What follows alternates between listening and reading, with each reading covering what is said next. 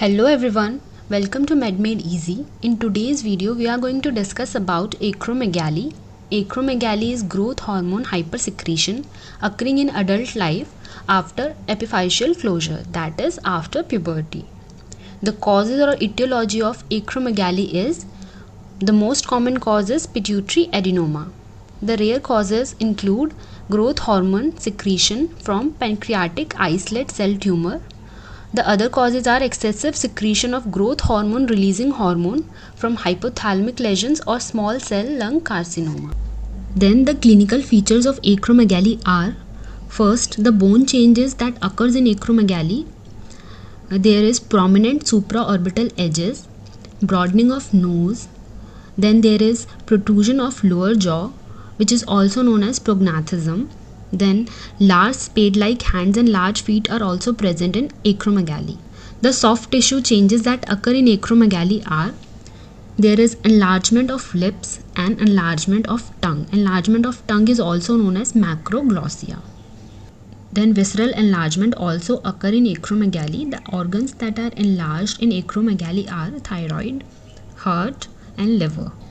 Next clinical feature that occurs in acromegaly is metabolic changes. Glucose intolerance or clinical diabetes mellitus occurs in acromegaly. Then the fifth clinical feature that occurs in acromegaly is because of the pressure effects of the pituitary adenoma. These are headaches, visual field effect, that is bitemporal hemianopia. The next clinical feature that occurs in acromegaly is because of the effects of acromegaly on heart. These are cardiomyopathy, hypertension, left ventricular hypertrophy, and congestive heart disease. Other clinical features that can occur in acromegaly are increased risk of colonic polyps and colorectal cancer.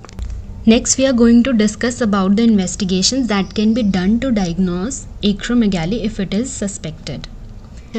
First investigation that can be done is insulin-like growth factor 1. It is produced by liver and its production is stimulated by growth hormone. We are measuring insulin-like growth factor 1 level instead of growth hormone level because it fluctuates less often as compared to growth hormone.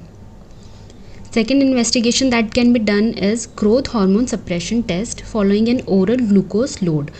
We measure growth hormone level 2 hours after 75 or 100 grams of oral glucose load. If the levels are below 1 microgram per liter, it is normal. Higher levels are confirmatory for acromegaly. Third supportive investigation that can be done is CT or MRI brain. Then finally, we will talk about the management of acromegaly. We can use somatostatin analogs or dopamine agonist to manage acromegaly, or we can also opt for a surgery.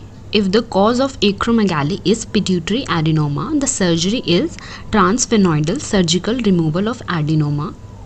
So this finishes off with the topic of acromegaly. Hope you all understood the topic quite well. Thanks for watching the video.